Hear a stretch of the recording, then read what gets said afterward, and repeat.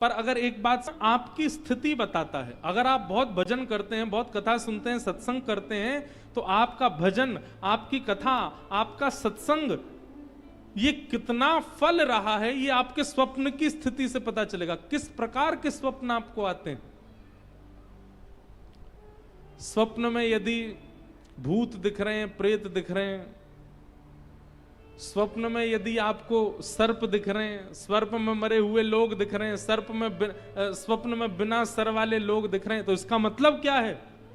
कहीं ना कहीं क्रोध, कहीं ना कहीं काम, कहीं ना कहीं लोभ, मोह, ईर्ष्या, द्वेष, ये जितने भी संसार के विषय भोग हैं, इन सब की मात्रा आपके चित्त में बहुत ज्यादा बढ़ गई है। इसलिए स्वप्न की स्थिति में आपको दूषित दर्शन हो रहा है।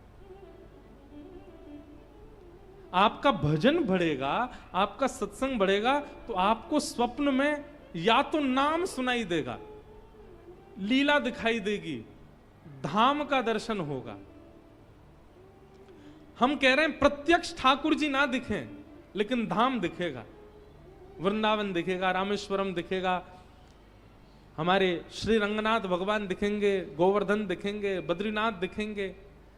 प्रत्यक्ष ठाकुर जी ना दिखें, धाम दिख रहा है, इसका मतलब आपका भजन, आपका सत्संग फल रहा है। स्वप्न में धाम भी नहीं दिख रहा, लेकिन भगवत भजन करने वाला कोई वैष्णव दिखाई दे रहा, कोई कथाकार दिखाई दे रहे हैं, कोई संत दिखाई दे रहे हैं, कोई भजनानंदी महात्मा दिखाई दे रहे हैं, तो भी समझो कि आपका भजन फल रहा है। शुभ आयुध दिखाई दे रहे हैं, ठाकुर जी का त्रिशूल दिखाई दे रहा, महादेव का, भगवान की श्रृंगी दिखाई दे रही है, बाल कृष्ण प्रभु की वंशी दिखाई दे रही है, ये आयुध दिखाई दे रहे हैं, या भगवान के शुभ चिन्ह दिखाई दे रहे हैं, तो भी आपका भजन फल रहा है। और पीत वर्ण दिखाई दे रहा है, पीला रंग, श्याम वर्ण दिखाई दे रहा है। इन वर्णों से भी शुभ संकेत पता किया जा सकता है कि आप ठाकुर जी के भजन में रत हो चुके हो।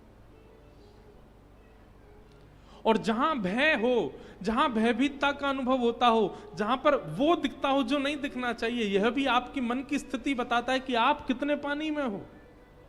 इसलिए स्वप्न मिथ्या नहीं होते। महादेव बोले हमने तो स्वप्न में देखा कि आप हमसे मिलने आ रहे हो, भगवान बोले हमने भी देखा कि आप हमसे मिलने आ रहे हो, हमसे तो रहा नहीं का, हम भी दौड़े। महादेव बोले हमसे भी नहीं रहा, हम भी दौड़े। दोनों ने परस्पर आपस में चर्चा की। महादेव और नारायण इतना प्रेम करते हैं एक दूसरे से, तुरंत भगवान ने हाथ पकड़ा और कहा चलो थोड़ी देर मानसरोवर में क्रीड़ा करते हैं। और ठाकुर जी और महादेव दोनों मानसरोवर में गए और मानसरोवर में थोड़ी देर तैरने लगे, थोड़ी देर जल उछालने लगे, कभी कोई क्रीड़ा करें, जल क्रीड़ा दोनों करने लगे। वर्णन करते हैं कि जल क्रीड़ा करते करते करते करते करते हजारों लाखों वर्ष बीत गए, ना भूख लगी, ना प्यास लगी, ना निद्रा आई, और दोनों पृथ्वी के संचालन करता एक दूसरे के साथ क्रीड़ा में लगे हैं। ब्रह्मा जी ये लीला देख करके बोलने लगे हो गया काम, पृथ्वी का पालन संहार उत्पन्न करने वाले दोनों क्रीड़ा में व्यस्त हो गए हैं। अब इस सृष्टि का कल्याण कैसे होगा?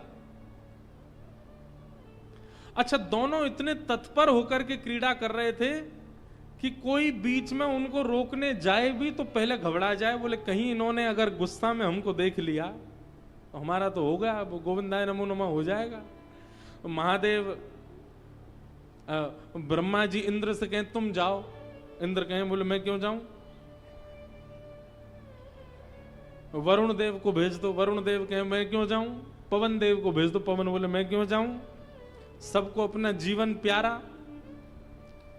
बोले इन दोनों के कार्य में विक्षेप डालने का मतलब है कि अपने जीवन से हाथ धोना। ब्रह्मा जी बोले वो सब तो ठीक है, लेकिन इन दोनों को रोका नहीं गया तो सृष्टि का पालन कैसे होगा?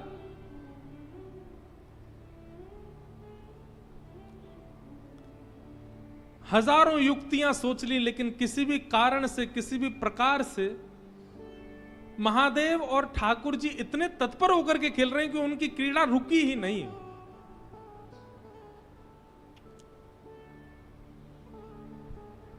तभी ब्रह्मा जी ने आवाहन किया, किनका?